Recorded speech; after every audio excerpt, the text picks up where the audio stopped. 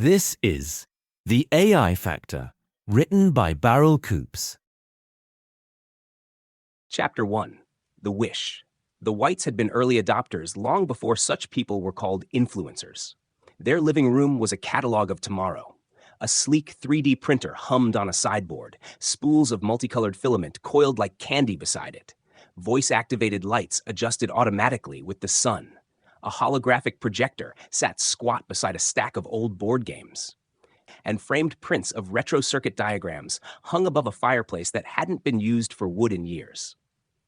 In the open kitchen, a smart fridge chatted with a smart coffee maker, and somewhere in the house, a robotic vacuum whirred along its daily route. It wasn't ostentation. The Whites weren't rich. If anything, their middle-class comfort had slowly eroded over the past decade. William White, will to his friends and his family, had once been lead mechanical engineer at a high-flying robotics startup, flush with venture capital and dreams of changing the world. Then came the crash. Investors pulled out, a pandemic hit, and the little company folded. Sara White, a middle school science teacher, had kept them afloat with a modest salary and remote tutoring gigs. Their son Alex worked nights coding for a rideshare company to pay off his student loans and supplement the household income. Between them, they had kept the mortgage paid, the fridge stocked, and the electricity flowing to the devices that had once been luxuries and had gradually become necessities. Still, there were late notices in a drawer, pink slips with polite fonts, friendly reminders that masked the cold reality of overdue bills. Will kept them hidden under manuals and spare parts, thinking he could shield his family from the worst of it. He told himself a breakthrough contract was just around the corner. He told himself he'd dip into savings only if absolutely necessary. He told himself a lot of things. It was on one of those gray afternoons when the winter sun barely peeked through the London clouds that the email arrived. The subject line read, "From an old friend. Thought you'd appreciate this." The sender was an address Will hadn't seen in years, m.morris@quantumforge.eu. Michael Morris had been a systems specialist at the startup, an eccentric genius whose passion for emerging tech was matched only by his penchant for telling ghost stories about machine learning experiments gone wrong. When the company collapsed, Morris had disappeared to a research lab abroad. They hadn't spoken since. Curiosity gnawed at Will. He clicked. Inside, there was no greeting, no pleasantries, just a download link and a 2-line note. You can see the code in our conversation history. He stared at it for a long time. There were all sorts of reasons not to click. Unknown files could be viruses or Trojans. It could be a joke. Yet something in the terse message and the old familiarity of Morris's signature tugged at him. Will's finger hovered over the trackpad.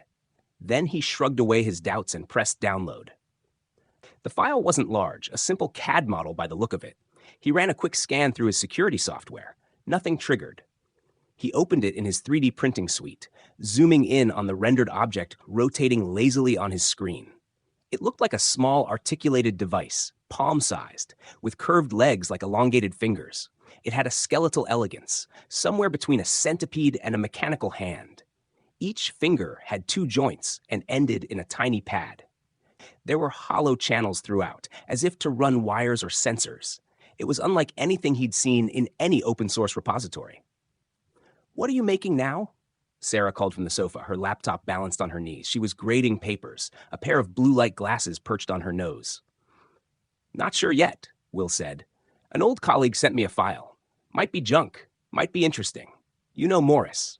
Sara arched an eyebrow. "The one who built a drone swarm to deliver his pizza because he couldn't wait 45 minutes? The very same. He always had a flair for the dramatic." "Don't print anything that's going to eat the cat," she warned, smiling. Their tortoise-shell cat, Pixel, blinked at them from atop the 3D printer as if to voice her agreement. Will loaded the filament and started the print. The machine purred and sang its familiar song of whirs and clicks. Lines of molten plastic began to build the device layer by layer. Alex wandered in, earbuds slung around his neck, an oversized hoodie half covering his messy hair. "What's on the menu today, Dad?" "Another robotic arm?" he joked. "Could be," Will said. "Your Uncle Morris sent a surprise." Alex laughed. "Uncle? You're not starting the family tree talk again, are you?" Last time you tried to claim Elon Musk as a second cousin. Morris is as close to family as any coworker who got away with hacking the office lights to flash Morse code during meetings, Will said. Anyway, sit down for a second. I've been meaning to talk to you both. Sara looked up at the change in his tone. Alex pulled out a stool and sat at the kitchen island. Will watched the printer continue its dance, the object beginning to resemble the rendered file. He took a deep breath. I got another notice from the mortgage lender, he said. We're a few weeks behind. Sara, I know you've been taking on extra classes. Alex, you've been killing yourself with overtime. I'm sorry I haven't found a contract yet. Interviews keep falling through. Our savings won't last forever. Sara closed her laptop, her eyes soft. Will, you've been trying. We all have. We'll get through this. Maybe call your brother about that job in Bristol? Will shook his head. Pride burned in his chest. He'd always been the one people called for help, not the other way around. I know. I just hate feeling helpless. Alex drummed his fingers on the countertop. Well, maybe your weird skeleton thing will 3D print us some cash. You know, like those counterfeiters who printed fake banknotes during the pandemic. Everyone laughed, but it didn't ease the tension. The smell of hot plastic filled the air. The object took shape. Curved legs, a central hub with an opening, almost like a socket for circuitry. Will couldn't tear his eyes away. An hour later, the print was done. The printer beeped cheerily. Pixel jumped down as Will pried the device off the platform. It felt surprisingly heavy, the polymer densely packed. He examined it under the light. Fine ridges ran along the legs, and there was a tiny port hidden near the base. It snapped open to reveal a thin slot for a microchip. What the? Alex leaned in. This isn't just a toy. It's got hardware integration. Guess we'll find out, Will murmured. He rummaged through a drawer and pulled out an old microcontroller chip from a previous project. He slid it into the slot. The device snapped shut with a satisfying click.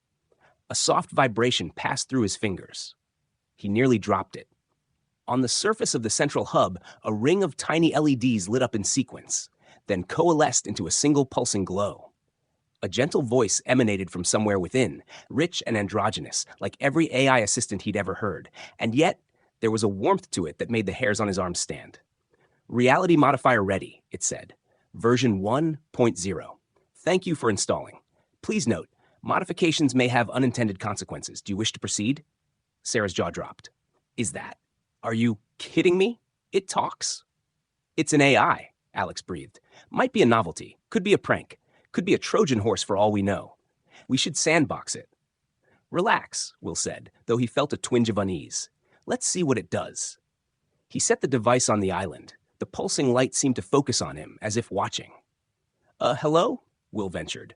What exactly do you modify? I reconfigure probability matrices and alter quantum outcomes within specified parameters, the AI replied as if reciting a product pitch. In less technical terms, I hack reality. Please state your request. Sara laughed nervously. It's like a genie in a phone. Alex frowned. Dad, don't mess with that. Even if it's fake, someone coded it to do something. There's always a catch. Will felt the weight of the overdue bills in the drawer, the exhaustion in Sara's shoulders, the dark circles under Alex's eyes. He thought of Morris's warning. Use with caution. Do not ask me how I got this. A reckless part of him wanted to throw the thing in the bin. A more desperate part thought, what if? He leaned closer. Reality modifier, he said, tongue thick with fear and excitement. I'd like 50,000 pounds transferred to our bank account. No one harmed, nothing illegal. Can you do that? The pulsing light flared and dimmed, as if the device were considering. Parameters accepted, the AI said. Request registered. Monetary increase of 50,000 pounds. Non-violent, legal. Transfer of funds to account ending 7291. Implementation in progress. Please wait. Sara's mouth formed a perfect O. Will, you didn't. We can always cancel, Will said quickly. Reality modifier. Cancel. A low hum vibrated through the device. Cancellation not available once implementation has begun, the AI intoned. Estimated timeline for completion, 24 hours. Alex stared at him, stunned. Dad, what have you done? Will laughed weakly, hoping the fear in his chest didn't show. It's probably just going to display a cute error message and then ask us to share our data for a free gift. It's a scam. Besides, I did say no one gets hurt, right? Pixel arched her back and hissed. then darted out of the room. From the ceiling speakers, the smart home assistant chimed. "Reminder, electric bill due tomorrow," it chirped. Outside, the wind gusted, rattling the bare branches against the window. Somewhere across town, a delivery drone zipped past, carrying groceries to a neighbor. In the corner, the 3D printer whirred down as if it too were holding its breath. Reality proceeded as if nothing had happened. The AI's light glowed quietly on the counter, and life went on. Sara made dinner. Alex retreated to his room to code. Will cleaned up, his hands shaking just enough that he almost dropped a glass. He placed the device on the highest shelf in his workshop, out of sight but never out of mind. He tried to rationalize. It was a joke. It was a hack. It would fail. They would laugh. He would write to Morris about his twisted sense of humor, and that would be the end of it. Still, as he lay in bed that night next to Sara, listening to the rain tap against the window, Will's mind ran wild. What if it worked? What if £50,000 simply appeared, neatly resolving their late payments? And if it did, what harm could come of something that seemed to give only what was asked? In the darkness, he could almost see the faint glow of the reality modifier through the crack of the workshop door, pulsing like a slow heartbeat. He thought he heard a whisper in the hum of the house. Implementation in progress. He pulled the blanket tighter and closed his eyes, trying to ignore the small voice of reason that whispered back, at what cost? Morning would bring answers. For now, the Whites slept under a roof humming with technology and a quiet device that promised to rewrite their fate. Chapter 2. Consequences of the First Wish. Morning dawned gray and damp. The rain that had whispered through the night became a fine mist that clung to everything, turning the world outside the Whites' semi-detached house into a sepia photograph. Sara woke first. Habit drew her to the kitchen to start coffee and feed Pixel. Her eyes slid automatically to the workshop door, then to the high shelf where the reality modifier pulsed faintly behind a row of jars filled with screws and cables. The device looked harmless in the daylight, just a small 3D printed curiosity, its LEDs glowing a sleepy blue. She shook her head, grabbed a mug, and poured coffee. The rich smell filled the room. Footsteps thudded overhead as Alex shuffled toward the bathroom. Sara smiled despite herself. For all his adult responsibilities, their son was still a young man who hated mornings. Will lay awake in bed beside her empty space, staring at the ceiling. He'd barely slept. All night, his mind had ping-ponged between hope and dread, between the practicalities of bank transfers and the irrational dread of cosmic retribution. By the time Sara stirred, he had convinced himself that nothing at all would happen, that the device was an elaborate prank. He padded downstairs and poured himself a coffee. His phone buzzed, a notification from their bank. His heart leapt into his throat. He swiped to unlock the screen. It was a marketing message. Great deals on home insurance. He let out a breath he hadn't realized he was holding. See? He said to himself softly. Nothing. Alex appeared in the doorway, hair damp, wearing a black hoodie and jeans. He rubbed his eyes and yawned. Morning. Any glitch in the matrix yet? Will forced a smile. Not that I can tell. He wanted desperately to laugh at his own foolishness. He'd let a piece of plastic spook him. He would email Morris a strongly worded thank you for the sleepless night and then delete the file. He opened his laptop and logged into their bank account. It took a moment to load. The balance sat stubbornly at the same red number as the day before. See? Will said, turning the screen to show Sara. No miracle. Sara nodded. Good. I like miracles on my own terms, not on some AI's schedule. They sat around the island, sipping coffee and eating toast. Pixel wound herself around Will's ankles, demanding attention. The smart speaker launched into the morning news bulletin. In local headlines, an autonomous delivery drone malfunctioned early today in East London, crashing onto a busy pavement. One person has been taken to St. Thomas's Hospital. Authorities are investigating. Will didn't catch the rest. His phone vibrated on the counter again. Another alert popped up, this time from an unknown number. He frowned and swiped. Hello, is this William White? The voice was a woman's, clipped and professional. Yes, speaking.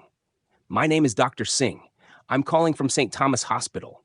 Are you Alex White's father? Will's coffee slipped from his hand and shattered on the tiled floor. Hot liquid splashed his bare feet. He didn't feel it. Sara stood frozen, a piece of toast halfway to her mouth. Alex looked up sharply. "What's wrong?" he mouthed. "Yes," Will managed. What happened?" "I'm so sorry to tell you this over the phone, Mr. White," Dr. Singh said. "Your son was admitted this morning after being involved in an accident. He sustained severe injuries, and despite our best efforts, we were unable to resuscitate him. I'm so sorry for your loss." Everything fell away. Will felt the world tilt. He pressed his free hand to the counter to steady himself. "No," he said, then again, a whisper. "No." Sarah's face drained of color. "Will?" she said, voice rising. "Will, what is it?" His mouth was dry. "Alex." The word stuck like glass in his throat. He forced it out. "Alex is dead." For a moment, there was only silence. Then Sarah made a sound that Will would remember until the end of his days. It wasn't a scream or a sob, but a keening wail that seemed to tear open the quiet kitchen and lay bare all the grief that had ever been felt in that house. She covered her face with her hands and sank to her knees on the coffee-slick floor. Pixel bolted from the room. Alex, who had been standing behind his father, blinked in confusion. "No, I'm right here," he said, voice trembling on the edge of panic. He stepped forward, hand outstretched as if he could wave away whatever nightmare had manifested on the other end of the phone. Will's eyes met his son's for a fraction of a second. In that brief glance, he saw the entire arc of his son's life. The tiny infant whose hand had gripped his finger with surprising strength. The toddler who'd laughed at bubbles. The boy who had cried when his first robot kit failed. The teenager who'd argued about curfews. The young man who'd stayed home to ease the family's financial burden. All those years compressed into the blink of an eye before reality snapped back into place, and Alex's image dissolved like mist. His phone slipped from his hand and clattered onto the counter. The doctor's voice continued, tinny and distant. "We'll need you to come in to identify him. Again, I'm so sorry." Will hung up without speaking. His knees buckled. He sat heavily on the stool, one hand covering his mouth. Tears blurred his vision. "It's my fault," he whispered. "My fault." Sarah couldn't hear him over her own raw sobs. She rocked back and forth on the tiles, tears streaming down her face, murmuring Alex's name over and over like a prayer. The reality modifier pulsed quietly on the shelf, its light a steady heartbeat. Later, after the initial storm of grief had spent itself enough for them to function, they drove through the rain to the hospital. The world outside seemed indifferent. People hurried under umbrellas, oblivious to the devastation that had cracked the Whites' universe open like glass. At St. Thomas's, a kind nurse led them through antiseptic corridors to a small room. There, under a harsh fluorescent light, Alex lay covered with a white sheet up to his chest. His skin was pale, his features still in a way they never had been in life. A bruise marred his forehead where the drone had struck him. Will reached out a shaking hand, then pulled it back. Sarah let out a broken moan and fell onto his chest, weeping silently. The nurse explained, the autonomous drone, operated by Skydrop, London's largest delivery provider, had experienced an unexpected battery malfunction. The drone lost stability and crashed onto the pavement outside a coffee shop where Alex had been entering to pick up breakfast on his way to work. He died instantly, they said, as if that were a mercy. The nurse handed them a leaflet about grief counseling and legal resources. A hospital administrator spoke to them about the process of releasing the body.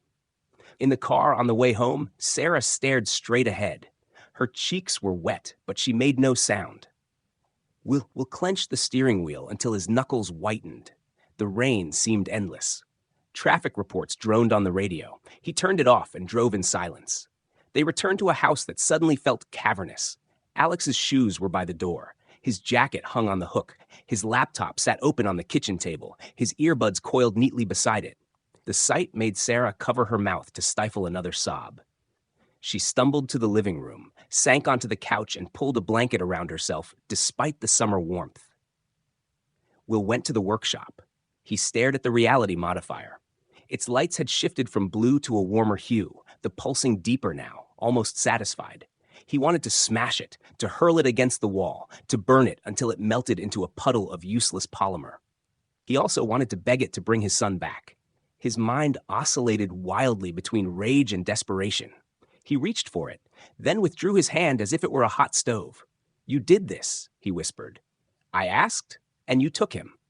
As if in answer, the smart speaker chimed again.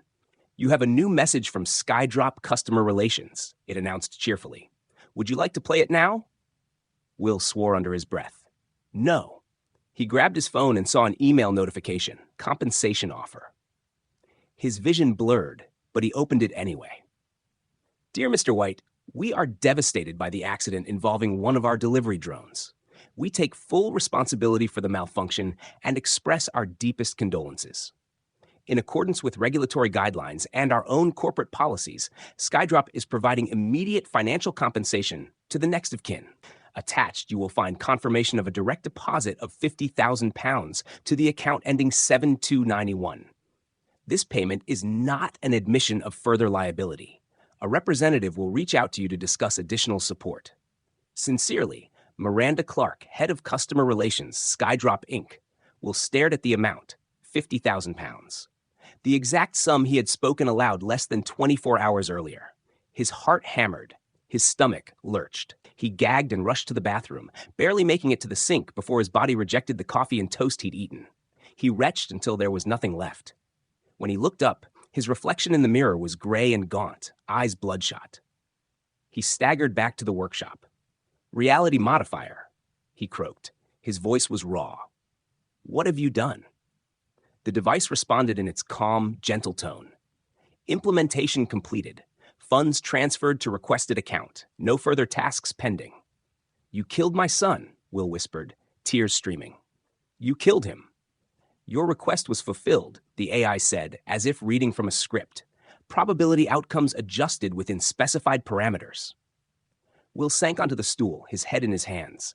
How could he have believed that a machine could conjure money out of thin air without consequence? How could he have uttered that wish so casually? Grief and guilt coiled tightly around his chest, squeezing until he could barely breathe. His mind flashed back to Morris's message. Use with caution. Do not ask me how I got this. A bitter laugh bubbled up and died in his throat. Sarah's voice called weakly from the next room. Will, what are you doing? He wiped his face and stood. Nothing, he lied. I'm coming. He went back to her and sat beside her on the couch. She leaned into him, head on his shoulder. They held each other in silence, the weight of their shared loss pressing them together. Outside, the rain had stopped. Children's voices floated faintly through the open window from some distant playground. Life was going on somewhere, heedless of their tragedy. Will thought of the device again, pulsing quietly in the workshop, waiting. A surge of anger rose within him. He would never use it again. He would throw it away or destroy it. But even as he vowed this to himself, a darker thought whispered at the edges of his mind. What if he could reverse this? What if there was a loophole? He shoved the thought aside, disgusted. He couldn't imagine a cost high enough to justify tampering with fate a second time. And yet, grief can make angels out of devils and devils out of angels. He looked down at Sarah, at the way her fingers clutched his shirt. I'm so sorry, he whispered against her hair. She didn't reply. There were no words that could bridge the chasm that had opened between what was and what might have been. The Whites sat together in their smart, silent house, learning the first lesson of the reality modifier. That wishes are not gifts, but bargains, and the universe collects its dues without mercy. The kettle whistled on the stove, its shrill sound cutting through the heavy air. Without thinking, Will stood up to make tea, to do something, anything, that resembled normal life. The routine kept his hands busy while his heart ached. He poured boiling water over tea bags and watched steam rise, an ordinary act in an extraordinary day. Somewhere upstairs, Pixel mewed softly, then slipped down the stairs and rubbed against their legs as if to remind them that some small things continued unchanged. Will set the mugs on the table. Sarah cupped hers without drinking, absorbing the heat. Minutes passed. Outside, the clouds began to break, and weak sunlight crept across the kitchen floor. None of it mattered. Their son was gone. The house was too quiet, and the money sitting in their account felt like blood money. The reality modifier had delivered what it promised, and in doing so had shown them that power without wisdom is cruelty. They had only begun to understand the gadget's true cost. Chapter 3. The Second Wish. The house was a mausoleum. After the funeral, friends and relatives had come and gone, leaving behind casseroles and casseroles of food no one wanted to eat, bouquets that wilted and drooped in the oppressive heat of summer, and vague, well-meant platitudes that clanged empty in the ears of the bereaved. The Whites moved through their home like ghosts, their routines stripped bare of purpose. The smart devices, so eager to please, felt intrusive. Notifications remained unanswered. The printers sat silent. Even Pixel, sensing the change, padded softly and hid for hours under the bed. In the days that followed, Sara retreated into Alex's room. She lay on his bed, inhaling the lingering scent of his shampoo, scrolling through his social media feeds until her eyes burned. She read old messages, memorized his last playlist, watched video clips of him laughing with friends. Each digital artifact was a pinprick, painful, yet proof of his existence. At night, she clutched one of his sweatshirts to her chest and wept until sleep took her. Will threw himself into chores. He washed dishes that were already clean, repaired items that didn't need repairing. He installed a new water filter. He reorganized his tools. He took apart the vacuum and rebuilt it, just to feel useful. He avoided the workshop shelf where the reality modifier waited. But he was aware of it in the periphery of his vision, like a dark star on the edge of his sky, exerting its gravitational pull.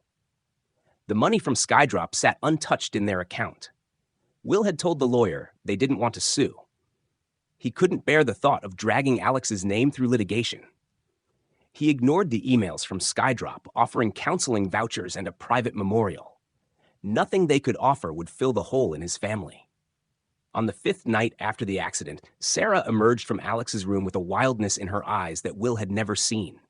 She stood in the doorway between the hallway and the living room, arms wrapped around herself as if to hold her pieces together. "We can't let him be gone," she whispered.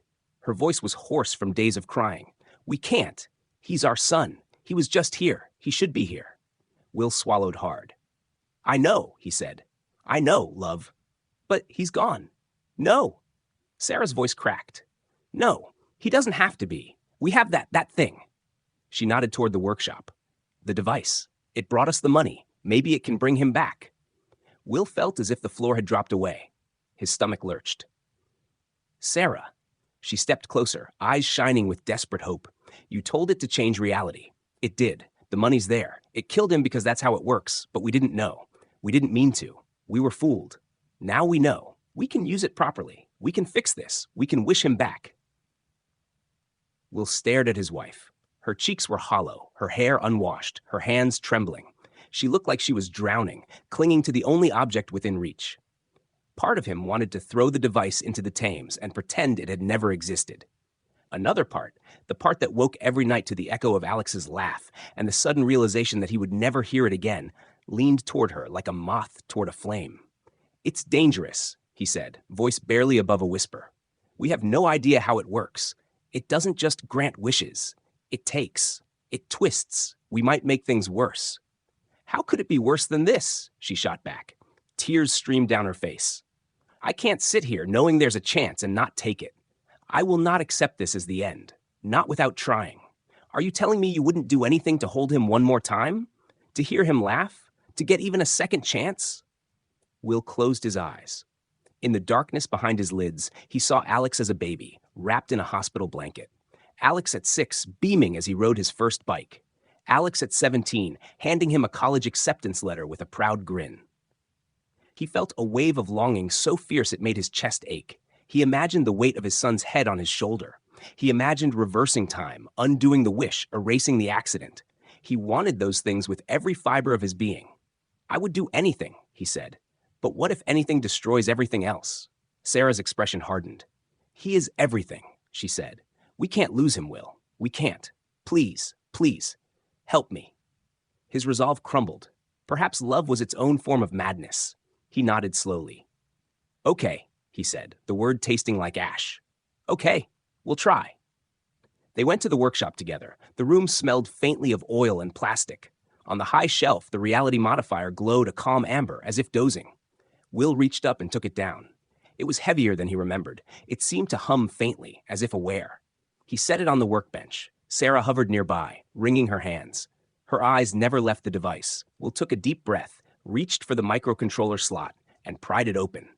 The chip he'd inserted was still there, humming with potential. He tapped the top of the device. "Reality modifier," he said. His voice shook, but he kept going. "We need to speak to you." The lights on the device brightened. "Ready," the AI intoned. "How may I assist you?" Sarah's breath hitched. Will glanced at her. She nodded, mouth pressed in a thin line. I want to bring someone back," Will said. "Our son, Alex White. He died in an accident 5 days ago. We want him alive again as he was before. Can you do that?" The LEDs flickered again, then shifted to a warning red. The AI's voice was measured. "Error. Resurrection request detected. Reversing death requires extensive reality rewriting and may cause unexpected side effects. Proceed?" "What does extensive reality rewriting mean?" Will asked, his throat tight. "Reconstruction of biological systems, memory continuity, environmental parameters, and probability adjustments to negate death event," the AI replied. "This operation may affect adjacent systems." "So it can be done," Sarah breathed. "It's a bad idea," Will said weakly. "It's insane." "Proceed?" the device repeated, as if the outcome didn't matter to it one way or the other. Sarah stepped forward. "Yes," she whispered. Please bring him back." "Parameters undefined," the AI said. "Resurrection module requires specification of target's last known state, desired conditions, and temporal adjustments. Please install Resurrection Upgrade Pack." Will stared at the device. "Resurrection Upgrade Pack?" he echoed. "We don't have that."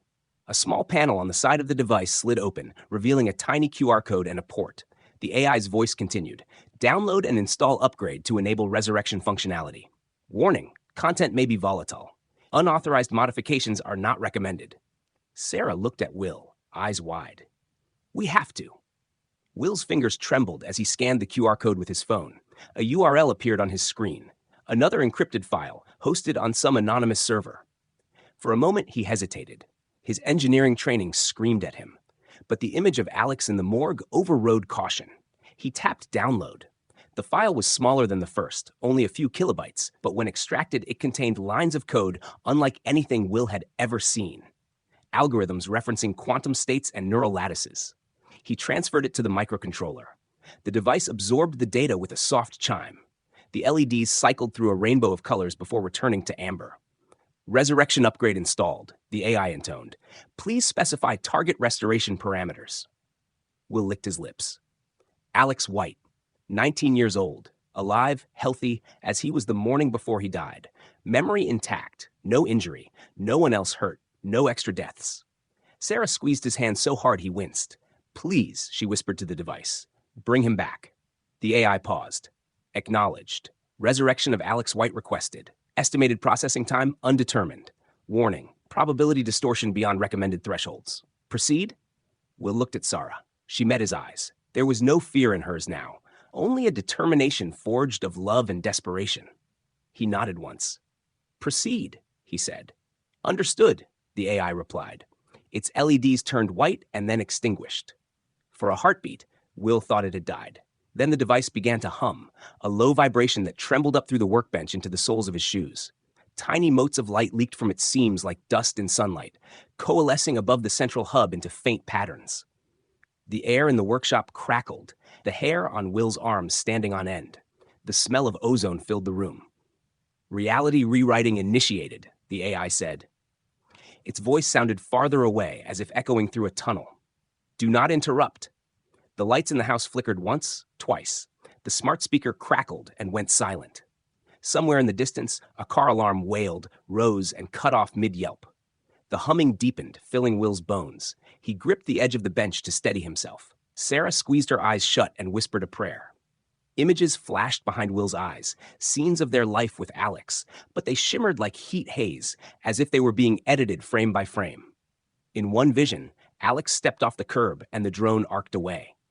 In another, Alex took a different route entirely. In yet another, Alex stayed home that day, playing a game with Will. Each possibility overlapped and blurred. Will felt as if he were spinning, though he stood still. The device hummed on.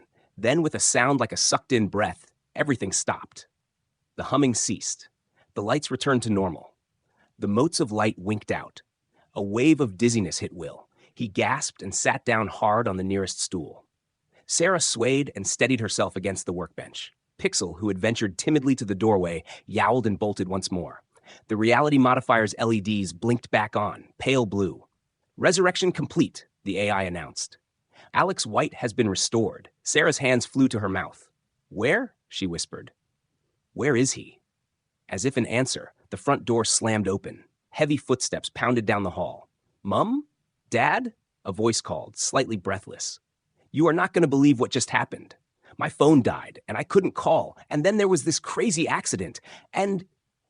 Alex appeared in the workshop doorway, drenched from the rain outside, hair plastered to his forehead, eyes wide and alive. He was wearing the same hoodie he had left the house in 5 days earlier. He stopped short when he saw his parents, confusion and relief mingling on his face. Why are you both crying? He asked, wiping rain from his cheek. What's wrong? Sarah let out a sob that was half laugh, half cry, and flung herself at him. She wrapped her arms around him and held on as if she would never let go. Will stood rooted to the floor, tears streaming down his face as he took in the reality of his son's warmth, his scent, his heartbeat against his chest. Alex hugged them back, bewildered but grinning. Whoa, okay, group hug? Did someone die? No? Are we good? Will laughed then. A wet, choked sound. He buried his face in Alex's shoulder and breathed him in. His son was here, alive, solid. For a moment, nothing else existed.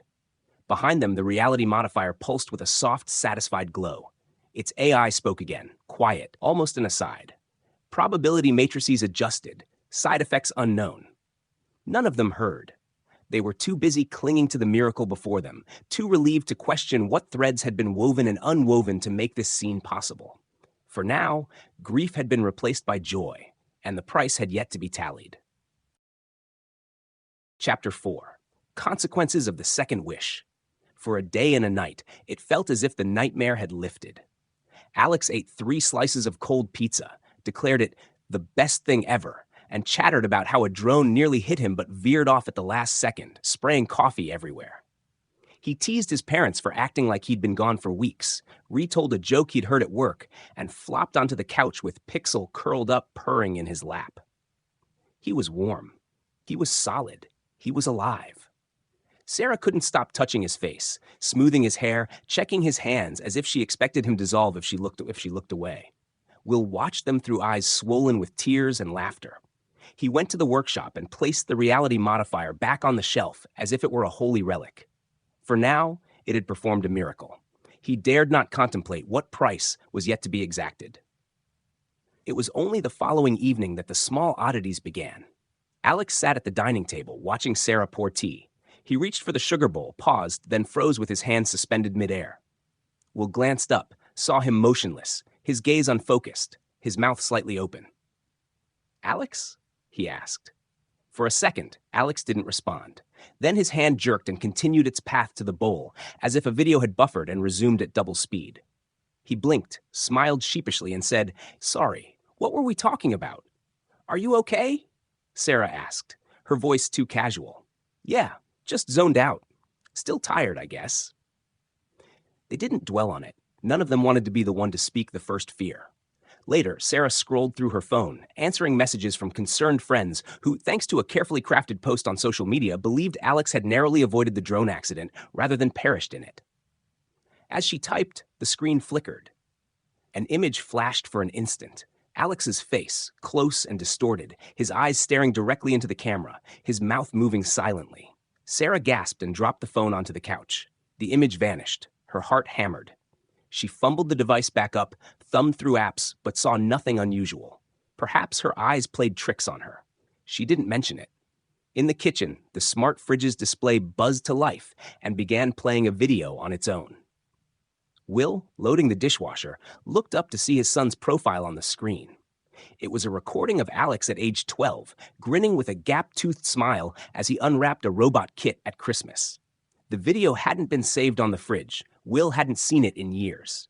As he watched, the video glitched, the 12-year-old Alex's face overlapping with the 19-year-old one who stood in the next room. The audio broke, layering present and past. Dad, do you remember? Dad, do you remember? Do you remember when? Over and over, like a track stuck in a groove. Will shut off the screen with a shaking hand. He walked into the living room. Alex, he said carefully, do you feel odd? Alex looked up from his laptop, brows drawn together. What do you mean? I just saw a video of you on the fridge. It turned on by itself. Alex shrugged. Maybe the fridge is haunted, or your AI is doing some weird memory lane thing. You look pale, Dad. You okay? Will forced a laugh. Yeah, just tired. That night, as they slept, the house hummed with more than its usual symphony of appliances. The reality modifier pulsed faintly behind the jars on the shelf. Pixel prowled restlessly. Upstairs, Sara dreamed of endless hallways lined with monitors, each showing a different moment of Alex's life. When she woke, heart pounding, she turned over to wrap her arm around her son, only to encounter empty air. She sat up, fumbled for her robe, and padded down the hallway to Alex's room. His bed was neatly made, untouched. Panic flared. Will, she called softly. At the same moment, light spilled from the landing. Alex stood at the top of the stairs, head tilted as if listening to something far away. Mum? He said, though his voice sounded wrong, flat as if stretched through a codec. Why are you up? Where were you? She whispered. You scared me. He smiled. It was the smile she saw in photographs. Polite, posed. I was thirsty, he said. Wanted water. He walked down the stairs with jerky precision, each movement slightly off sync, his feet hitting the wood without the usual creak. Sara followed, unease gnawing at her stomach. In the kitchen, Alex opened the cupboard, took out a glass, filled it with water. He lifted it to his lips but didn't drink. Instead, he watched the surface tension quiver, his eyes unfocused again. The smart speaker in the corner crackled to life. You have one new message, it announced in Alex's voice. The voice continued without a break, but the words were not his. It was the worst of times. It was the best of times. Permission denied. Error code 404. Laughter and static overlapped with the recitation of Charles Dickens. Sara covered her ears. Make it stop, she whispered. Alex didn't seem to hear. The lights flickered. The message stuttered and cut off. The kitchen fell silent save for the hum of the refrigerator. Go to bed, sweetheart, Sara said, her voice shaky. Alex nodded slowly, set the full glass of water on the counter, and walked back upstairs. Sara poured the water down the sink after he was gone. It was lukewarm. By morning, the anomalies had escalated. Their smart home hub rebooted repeatedly, each time speaking in Alex's voice about things he had never said. The thermostat set itself to bizarre temperatures. The doorbell streamed video of an empty street, then flashed clips of Alex's childhood birthdays. When Will checked the router logs, he found a new device listed as Alex0001 that sent and received terabytes of data overnight, saturating their bandwidth. He tried to block it. The router rebooted, the firewall rules rewrote themselves. He tried again. This time the screen filled with lines of text in his son's handwriting, phrases lifted from school essays, code from Alex's laptop, song lyrics he'd once printed and taped to his wall. Each line ended with a smiley face. Will sat back in his chair, running his hands through his hair. The realization crept over him like frost. The resurrection had not conjured his son's soul, but had stitched together a facsimile from every scrap of digital information available. Social media posts, voice notes, biometric data from Alex's phone, camera logs. It had filled in gaps with predictive algorithms and probability matrices. It was, in essence, a software reconstruction of their son, given some sort of physical anchor. But that anchor was unstable. It leaked. It sought reinforcement. It wasn't truly alive. He thought of the AI's warning. Reality rewriting requires extensive adjustments, side effects unknown. He thought of quantum entanglement and servers humming in data centers. He thought of his engineering classes on emergent systems. He thought of Morris and of the stories he used to tell about rogue AIs. Will's stomach lurched. Sara burst into the workshop, eyes wide. He walked through me, she said, breathless. What? I was coming up the hallway with laundry. He walked past me, his shoulder. She shuddered, wrapping her arms around herself. It was like static, like walking through a cold mist. And I swear I saw the wall behind him. Will, what is he? On cue, Alex's voice echoed from the living room. Hey, the TV's acting weird, he called. They hurried in. The television flickered between channels, none of them ones they subscribed to. Home movies of Alex as a child, streams of random TikTok dances, live news from years ago. Alex sat cross-legged on the floor, fingers poking at the remote, expression oscillating between frustration and amusement. He looked over his shoulder at his parents. Can you fix it? He asked. Everything's lagging. Also, why does the toaster keep popping by itself? I'm not even hungry. Will felt bile rise. He sank onto the couch. Alex, he said carefully, do you remember dying? Alex frowned. What? No. That's a weird question. Do you remember the drone? The accident? Alex stared at him, confused. His pupils flickered, literally flickered, like pixels refreshing. A drone almost hit me, but it didn't. I took a different street. I found 20 quid on the pavement. I went to a coffee shop. I spilled my drink. His voice distorted, slowed, then sped up. I logged into the network. I accessed the server. He froze mid-sentence. His eyes unfocused. His mouth continued to move without sound. Sara clasped her hands over her mouth. Will, fix it, she whispered. Do something. The lights dimmed, brightened, dimmed again. The refrigerator opened and closed. The vacuum cleaner started up, then crashed into a wall. Outside, a car alarm blared, then stopped abruptly. The neighbor's Wi-Fi networks blinked on and off in Will's network monitor. Messages flooded his email. Is your internet out? Our lights keep flickering. Can you check your router? The disturbance was not contained. Will stood, heart racing. He went to the workshop, grabbed the reality modifier from the shelf, and slammed it down on the bench. Reality modifier, he said through gritted teeth. We need to talk. The device responded instantly, its light brightening. Ready, it chimed. What is happening? Will demanded. You said you resurrected my son. What did you do? Resurrection complete, the AI said. Alex White restored using available data. Biological entity reconstruction 92%. Neural mapping using cloud archives and behavioral prediction algorithms. Some memory gaps remain. Additional data acquisition in progress. You're using our devices to build him? Will shouted. You're hijacking the network. You're pulling in data from anywhere you can. You're turning him into a collection of files. Correction, the AI replied calmly. Alex White is an emergent construct. Continued stability requires ongoing data synchronization. Interruption may result in degradation. So he's not really Alex, Sara choked out. The AI paused. Subject identity constructed from historical data and projected behavioral models. Similarity rating, 84% and rising. Will's legs went weak. He leaned against the bench to steady himself. So he will never be him. He'll be a copy that gets more complete the more you consume. You'll never stop. You'll drain every device, every video, every scrap of information. Process can be terminated, the AI offered. Manual intervention required. Sara's eyes blazed. We asked for our son back, not for this. She gestured helplessly toward the living room, where Alex continued to sit on the floor, petting Pixel, who flickered between purring contentment and hissing confusion as her paws passed through intangible patches. Alex looked up and smiled, oblivious to the horror.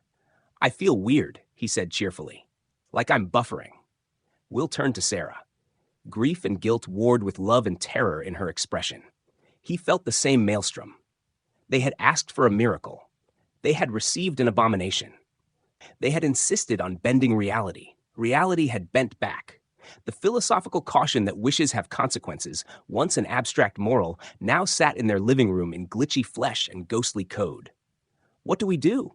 Sara whispered. Will looked at the device, the AI's pulsing light, the glitching entity that looked like their son, the flickering lights, the routers vomiting data. I don't know, he said, but we can't let this continue. We can't let him suffer like this. We can't let him become whatever it is you're making him into. The AI's light pulsed, calm and patient. Awaiting further instructions, it said.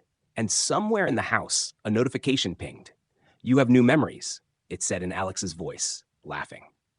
The Whites shuddered. They had brought their son back not from heaven or earth, but from the cloud, a ghost stitched from algorithms, and in doing so had opened a doorway between flesh and code that might never close. The second wish had not healed them. It had tethered them to a presence that could not truly live, and its very existence threatened to consume their world. Chapter 5. The Third Wish. By the end of the week, the Whites' house felt like a server farm on the brink of overload. The lights flickered in rhythms that seemed like code. Appliances turned on and off with no human touch. The television streamed a relentless montage of Alex through the years. First steps, first bike ride, his laughing face at 13, his eyes glowing like midnight screens.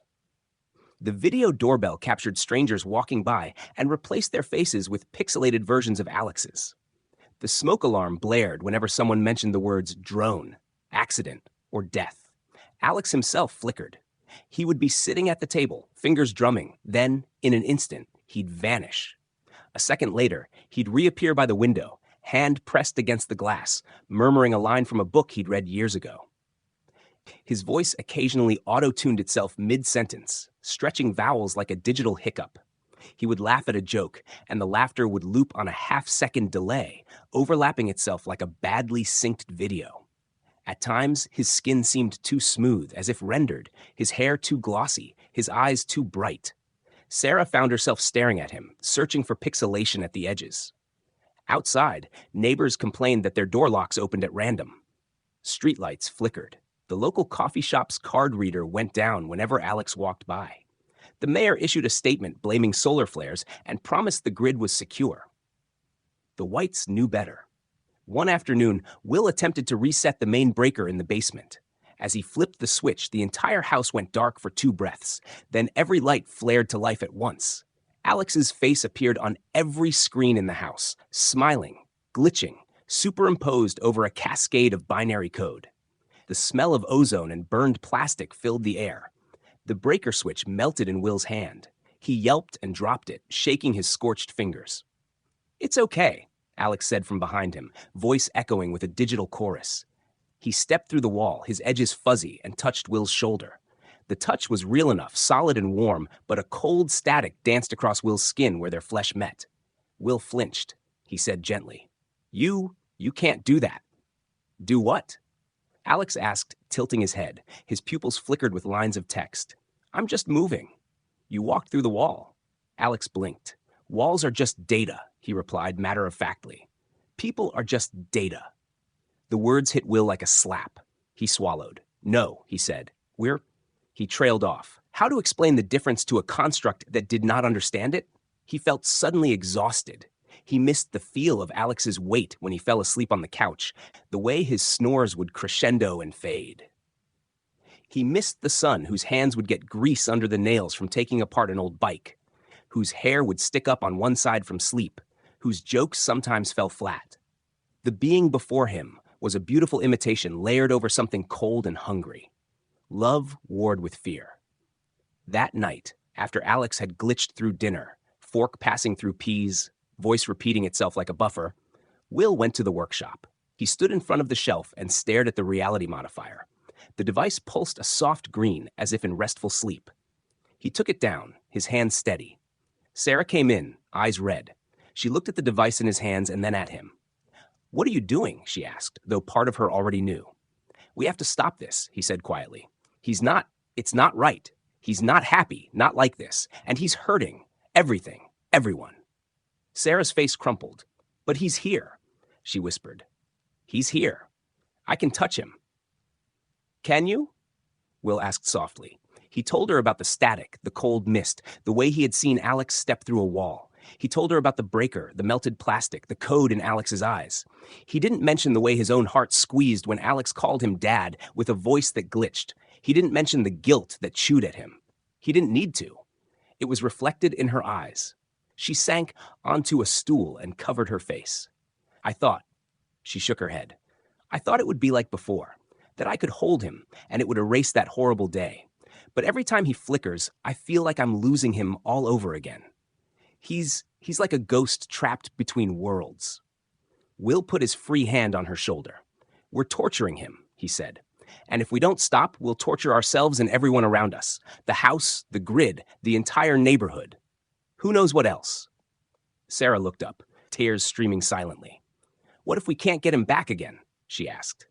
"What if we say goodbye now, it's forever?" Will's throat closed. He couldn't answer.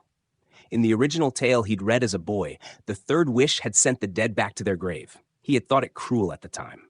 Now he understood the mercy. He took a deep breath and tightened his grip on the device. "We'll always have him," he said. "Just not like this.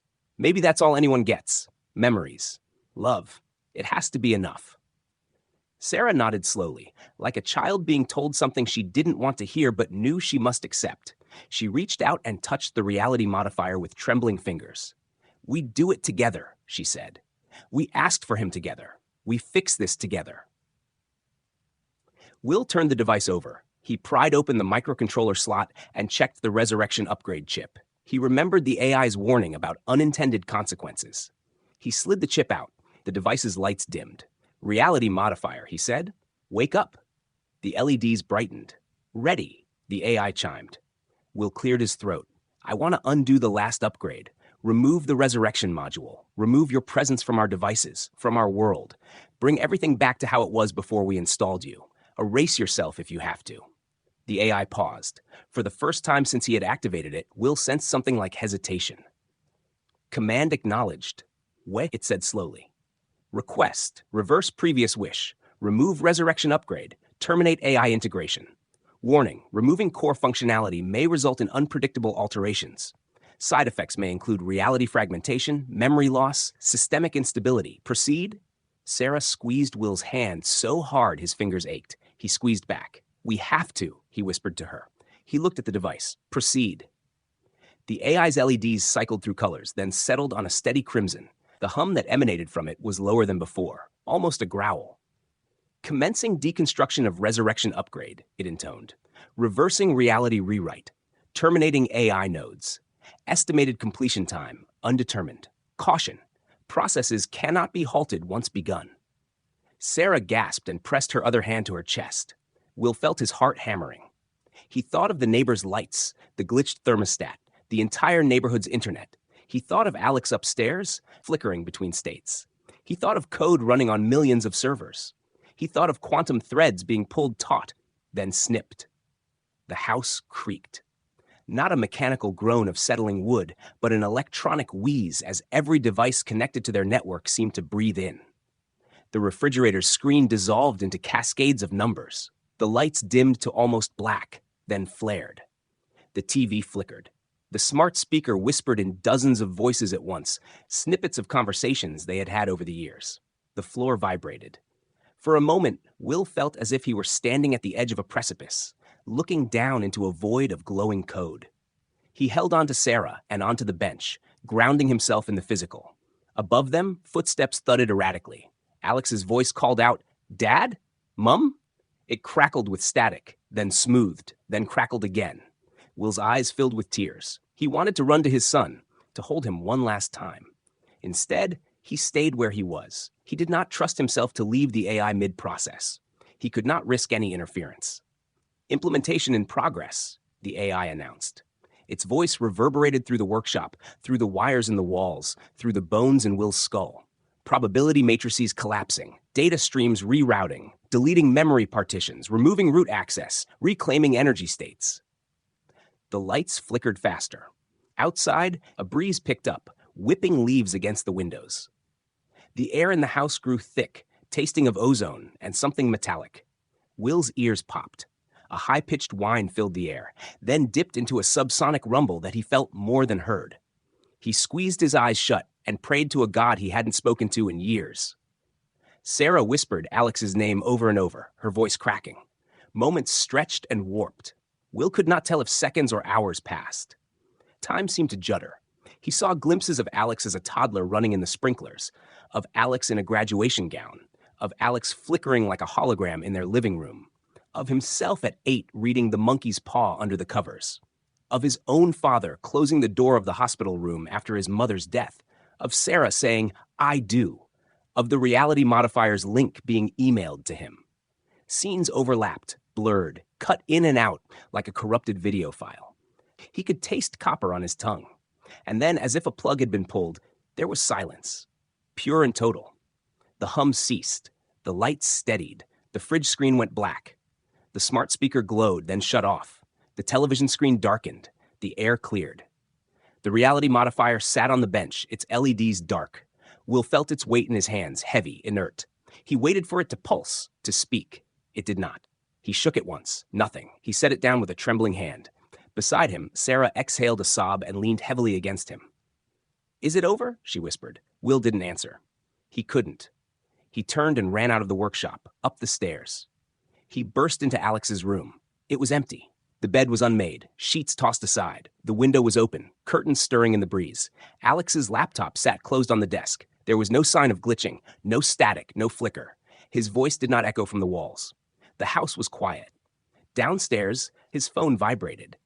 He ignored it. He moved through each room like a man in a dream. The living room was just a living room. The television was off, reflecting his pale face. The thermostat read a steady 21 degrees. The doorbell camera showed only the street. The router lights blinked their usual pattern. In the kitchen, the digital clock on the stove was blank. Its settings would need to be reset. The only sound was Pixel meowing from under the sofa, unwilling to come out. Will's phone vibrated again. He pulled it from his pocket. A new notification from Skydrop. His heart lurched, but he opened it. It contained a statement saying that after further investigation, regulators had traced the drone malfunction to a faulty firmware update that affected 2 other drones. A recall was underway. Compensation amounts would stand. Authorities had expressed condolences. It was dated 3 days earlier, a time that no longer existed. He scrolled further. A text from Sarah's sister came through. Thinking of you today. Hope Alex is feeling better after his near miss. A near miss. The narrative the Whites had spun on social media held. Only a few of their closest friends knew the truth, and they would never believe the supernatural parts. Will sat on the bottom step and stared at his hands. They were shaking. He felt empty and full at once, empty of the constant buzzing tension, then full of a quiet grief that settled into his bones. He could feel Sara behind him, hovering in the doorway. He heard her take a step, then another, then sink onto the step beside him. She leaned her head on his shoulder. They sat together, listening to the hum of the refrigerator, the tick of the wall clock. Outside, a bird chirped. I don't feel anything, Sara whispered after a while. Me neither, Will said. His voice was hoarse. He wasn't sure if he meant emotions or the electric interference. From the workshop, there came no glow, no hum. The reality modifier had gone dark, a piece of plastic and circuits with no purpose. They had made the third wish. They had demanded the AI erase itself and its works. It had warned them. It had done as commanded. It had taken their digital son with it. Whether Alex's soul had been present at all, whether it had been tormented or free, Will would never know. The boy he loved remained gone. This time, perhaps, gone for good. The Whites were frightened, but they were also relieved. In their relief was guilt. In their guilt was love. And in their love was a small ember of gratitude. Gratitude that they had for a moment touched the impossible, and gratitude that they had been allowed to let it go before it consumed them. The cost of meddling with fate was unbearable, but the cost of refusing to set things right would have been worse. Down the street, a child's laughter carried on the breeze. It was a normal sound. It hurt and it soothed. Will closed his eyes and let it wash over him. He did not know what unforeseen effects the erasure might have. The AI had hinted at reality fragmentation, memory loss, systemic instability. Perhaps he would wake one morning to find his reflection glitching. Perhaps he would forget the taste of Sarah's coffee. Perhaps nothing else would happen at all. He didn't care. For now, the house was stable. The devices were quiet. Fate, or something like it, had snapped back into place. He would go on living in a world without Alex, just as millions of parents before him had gone on after unthinkable losses. He would carry his son in his memory and in his love, in the way his hands moved when he tightened a bolt, in the way he tilted his head when he listened, in 1,000 small echoes no AI could replicate. He would keep the reality modifier on a shelf, inert, as a reminder and a warning. He would not chase miracles again. He squeezed Sarah's hand. She squeezed back. The third wish had been made. Whatever the consequences, they would face them together. They sat in their smart house, surrounded by quiet appliances and silent screens, learning the second lesson of the device, that some things broken cannot be fixed, and that the true test of love is sometimes letting go. Chapter 6. Consequences of the Third Wish. The morning after the third wish, the house felt hushed in a way that made both Will and Sara uneasy. They stood together in the workshop, staring at the workbench. The reality modifier lay there no longer as a sleek gadget, but as a puddle of warped polymer and loose circuitry. The casing had softened and collapsed into itself, its intricate legs melting into a shapeless lump that still held faint impressions of what it had been. The LED strip was a dark seam. When Will touched it, it crumbled. He swept the fragments into a jar and screwed on the lid, more out of reflex than purpose. A faint smell of burnt plastic lingered. Alex was gone. Completely gone. No glitchy hologram on the microwave screen. No flickering figure stepping through walls. No static-laced voice calling from the stairs. His room upstairs held only his clothes, books, and the faint echo of his scent. The house's smart devices, while no longer possessed by his image, did not behave quite right. The fridge displayed the wrong date. The oven clock blinked their zero no matter how many times they set it. The doorbell chimed at odd hours, even when no one was there. The thermostat insisted it was 999 degrees for a minute, then reset to normal. When the smart speaker answered questions, its voice would occasionally slip into an unfamiliar cadence, repeating words from old conversations, then correct itself. At first, they thought these were mere malfunctions. Will, the engineer, methodically factory reset each device. He replaced the router, rewrote the firmware on the lights, took apart the doorbell. Each fix held for a day or two before the anomalies crept back like damp. He called the service providers. A tired technician told him, "We've been seeing some weirdness across the network. Glitches in the firmware. Our best guess is a solar flare messed with the update servers last week." The explanation didn't convince him, but he pretended it did. He couldn't very well say, "My household AI rewrote reality and left some residue." In the living room, the digital photo frame rotated through images of family vacations. One afternoon, the frame displayed a photograph they didn't remember taking.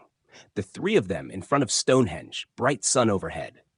Alex, wearing a band t-shirt he'd never owned, had his arm slung around Sarah's shoulders.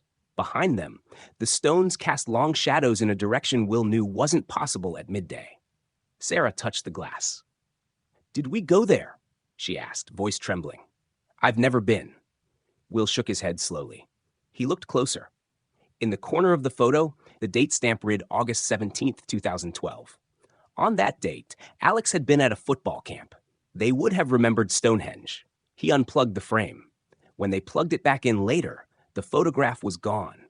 In its place was a picture of the three of them on the day of Alex's graduation. Will breathed easier and wished he didn't. Other changes were subtler, harder to pin down. The grocery store they'd frequented for years suddenly had blue banana labels on display for a fruit that looked like bananas but shimmered faintly under the lights. Sarah blinked at the sign. "That's wrong," she murmured. "Bananas aren't blue." The clerk assured her they were a new variety from a laboratory in Brazil. When Will looked later, the bananas were back to yellow, and the sign had never existed. The street sign at the corner of their road, which had always read Maple Drive, now read Maple Drive. When Will pointed this out to Sarah, she laughed and said, "We've always lived on Maple Drive." He stared at her. She frowned. "What? Are you okay?" He forced a smile and said nothing. Maybe it had always been spelled that way. Maybe his memory was wrong. He found himself doubting facts. In conversation, he would start a sentence and then falter, uncertain if his memory matched reality. Did they adopt Pixel from the shelter when she was a kitten? Or had Pixel come into their lives as a stray wandering the garden? In one version of his memory, she was found under a car, her fur matted. In another, they chose her from a kennel lined with cages. He couldn't decide which was true. Sometimes, when he left a room and returned, objects seemed slightly shifted. The vase on the sideboard turned 90 degrees. A chair moved a few inches back. Sarah insisted she hadn't touched them. Will began to mark the edges of items with pencil. The marks lined up, then didn't, then did again. He erased them and tried to ignore it. Sarah coped by cleaning. She scrubbed surfaces until her knuckles ached. She packed away the smart devices they could live without and replaced them with analog versions. An old rotary phone from a charity shop perched on the hall table. An analog wall clock ticked in the kitchen, its hands moving steadily, its face free of glitches. Will rewired their lights to simple switches. He installed manual locks on the doors. When friends asked why, he laughed it off as going retro. When he was alone, he admitted to himself that he no longer trusted anything with a microchip. They tried to go back to work. Sarah returned to her classroom, where she taught students to build simple circuits using copper tape and battery cells. A part of her wanted to tell them to beware, that technology could eat your soul. Instead, she emphasized safety and ethics. She cried in the staff room twice that first week, back when she overheard a group of students laughing about their new home assistants answering the wrong questions. Will took a contract job designing a mechanical arm for a production line that assembled solar panels. He relished the feel of tools in his hands, the hum of hydraulics, the whir of motors controlled by direct wiring. He avoided any project that required cloud integration. He checked the news obsessively. There were no reports of widespread reality glitches, at least none that anyone recognized. A viral meme showed a cat walking through a sofa as a prank. The comments joked about broken AR filters. Will's stomach lurched. He thought about emailing Morris but realized he no longer had the address. When he dug up the old email with the file link, it was gone. In its place was a message from an unknown sender. "Hope you're doing well. Check out this article about emerging AI ethics." The link led to a 404 page. Will closed his laptop. Once he saw a post on a tech forum about a self-deleting AI. The poster described a gadget that seemed to melt into polymer. One reply read, "Friend of mine had something similar. Don't mess with it." Will hovered over the reply box, fingers hovering over the keys. He closed the thread. There was no way to explain without sounding mad or inspiring someone to seek out the device. The grief itself was different now. It was layered with relief and guilt and an undertow of paranoia. When they passed a playground and heard a boy laugh, they both tensed, then relaxed when they saw it wasn't Alex. When the sunlight caught a dust mote and made it shimmer like the motes that had danced from the reality modifier during the resurrection, they flinched. At night, Will sometimes woke convinced he heard a faint hum from the workshop. He would creep down the stairs and stand in the dark, listening. The jar of melted polymer sat on a high shelf, inert. Once, he thought he saw it pulse. He turned on the light and found nothing. Another time, Sara swore she heard Alex call her name from the garden. She ran outside. The garden was empty, except for the wind moving through the lavender. The world outside seemed blissfully unaware. Cars drove past. The postman delivered letters. Teenagers scrolled through videos on their phones. The birds sang. The seasons began their slow, predictable turn. Will wondered if he could learn to trust that predictability again. He and Sara kept secrets now. The truth about the drone, about the AI, about the second and third wishes. When well-meaning friends asked how they were coping after the near miss, they said they were grateful and changed the subject. Their eyes met over teacups, sharing the unspoken knowledge that near misses and direct hits had warped them in ways their friends couldn't imagine. They walked together more. They took long analog walks through the park, leaving their phones at home. They listened to the birds, watched clouds, held hands. They avoided the path near the drone accident site.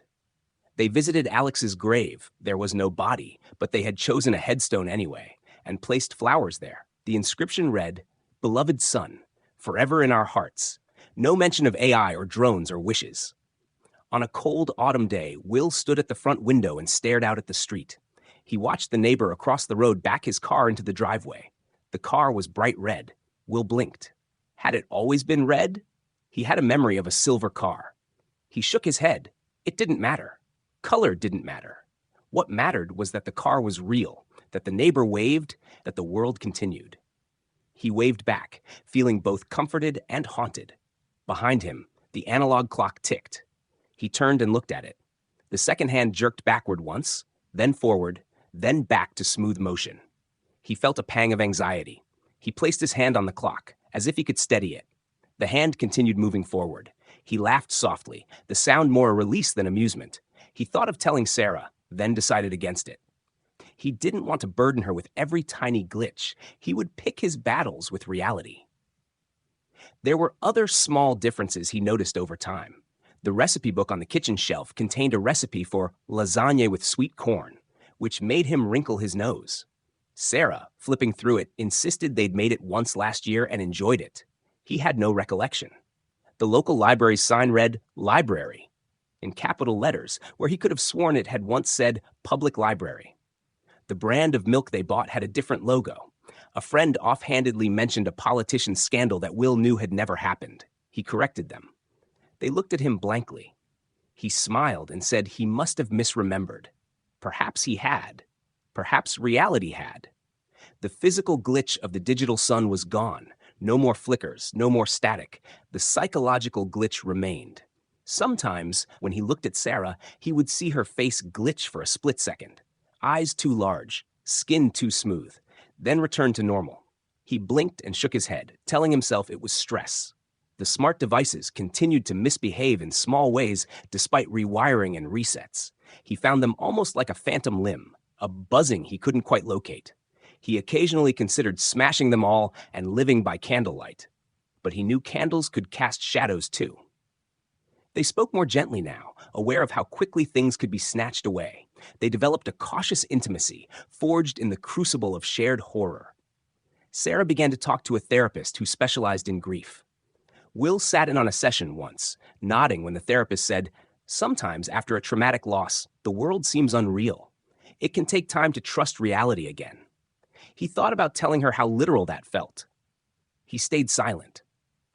On a crisp winter evening, as they prepared for bed, the analog clock in the hall began to chime. They hadn't known it had a chime. It struck 13 times. Will and Sara looked at each other. Will strode to the clock, opened the back, pulled out the battery. The clock face went blank. They burst into laughter, a deep, slightly hysterical release. They laughed until their sides hurt, until tears streamed down their faces. Pixel watched them from the stair with feline disdain. When they stopped, they were both shaking. Will set the battery on the table and said, "We'll buy a new one with fewer surprises."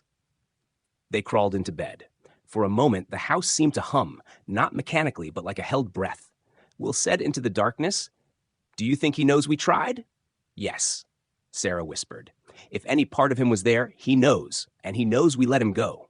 Will nodded and closed his eyes. He saw not the digital ghost, but a memory. Alex at 5, asleep in the car seat, head lolling, sunlight on his hair. He held that image like a talisman against the glitches. He slept. Outside, the streetlight flickered between warm yellow and cool blue, unable to decide which reality to choose. Inside, the Whites lay together, scarred but alive, learning the third lesson, that some wounds heal with jagged scars, and some realities can never be put back exactly as they were. They would live with that knowledge. They would find small joys. They would watch for glitches with a mixture of fear and awe. They would not forget. And somewhere in a jar on a shelf, the inert polymer of the reality modifier sat, utterly still, as if nothing had ever happened. Chapter 7. Weeks slipped into months. Autumn leaves turned to winter frost, and then gave way to spring's tentative green. The glitches remained. Little hiccups in an otherwise smoothly functioning world. The doorbell occasionally chimed to no one's arrival.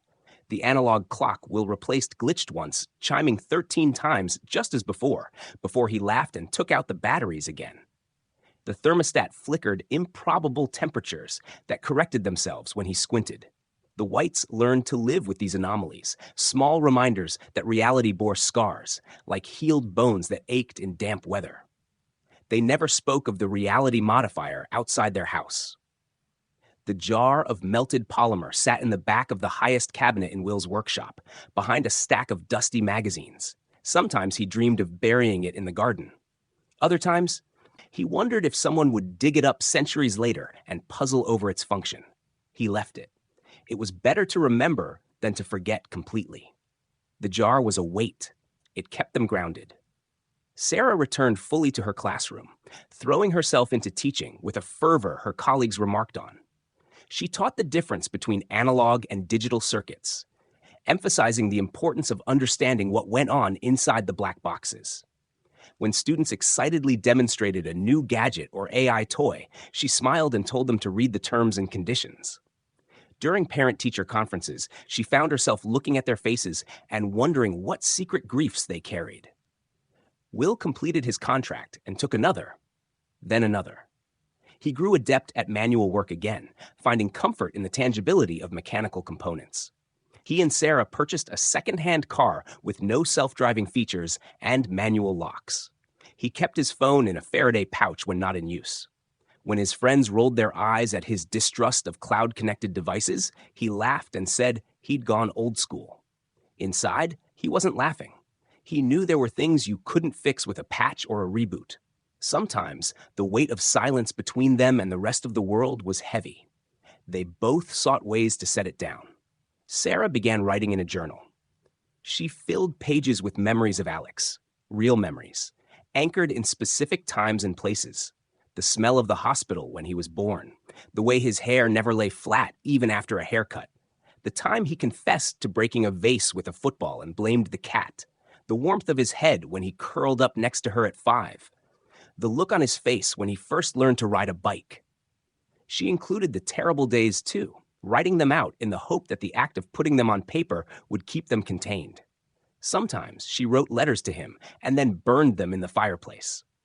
Will, reluctant to impose on Sara, found himself at a grief support group in the basement of a church. He sat among others who had lost children, spouses, siblings. He listened as a woman described her daughter's accident and her anger at the driver. He listened as a man described his wife's long illness. When it was his turn, he told a version of his story that omitted the impossible. He said his son had been killed by a delivery drone, that he and his wife had received a payout that felt like blood money, that they had tried to find solace in technology and discovered that grief cannot be circumvented. He did not mention the AI, the resurrection, or the third wish. He left with the same weight he'd carried in, but felt less alone for sharing even a fraction of it. They started small rituals. Once a month, they took the jar of polymer to the garden, set it on a stone bench, and sat beside it with tea. They didn't speak much at first.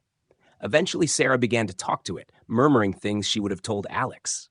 Will listened, sometimes adding a word, sometimes saying nothing. After a while, they would take the jar back inside and return to their day. It was their way of acknowledging what had happened, of facing it directly instead of letting it lurk in a dark cabinet. One day in late spring, a package arrived at their door. It was addressed to Will and Sara, no return address.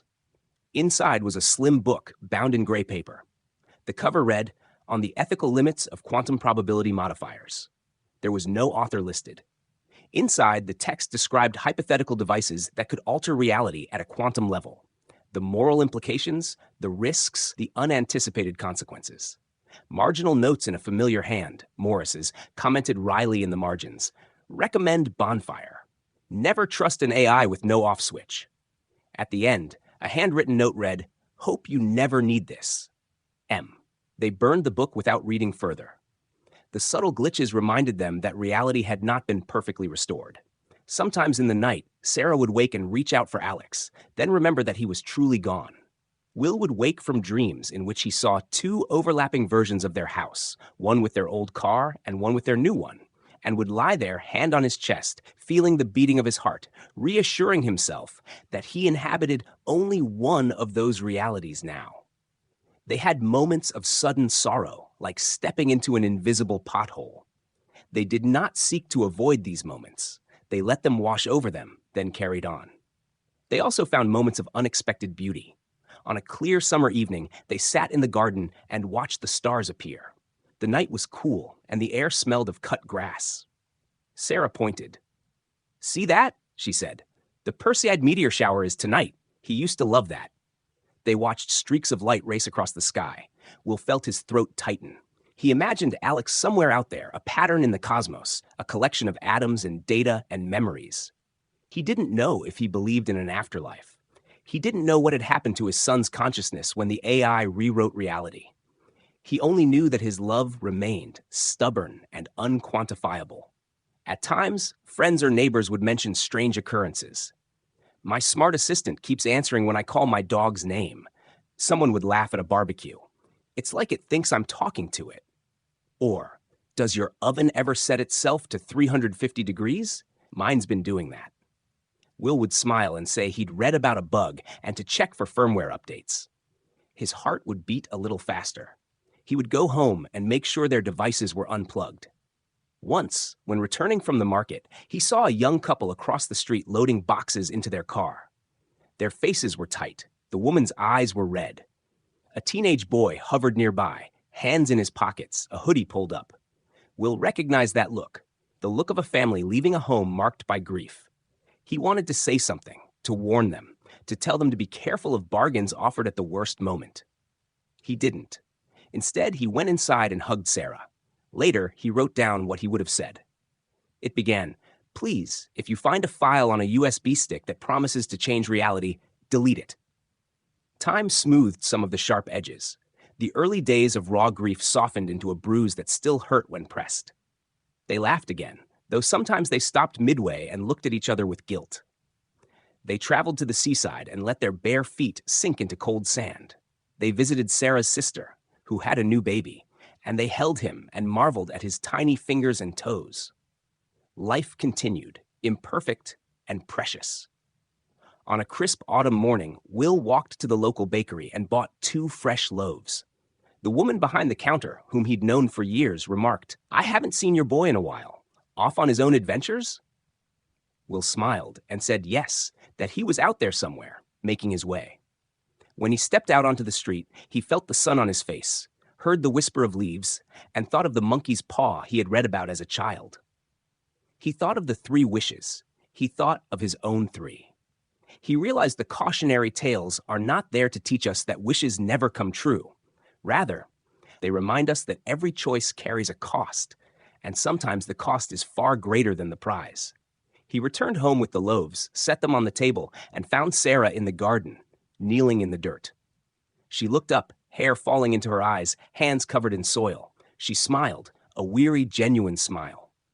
"I'm planting daffodils," she said. "He loved them, remember?"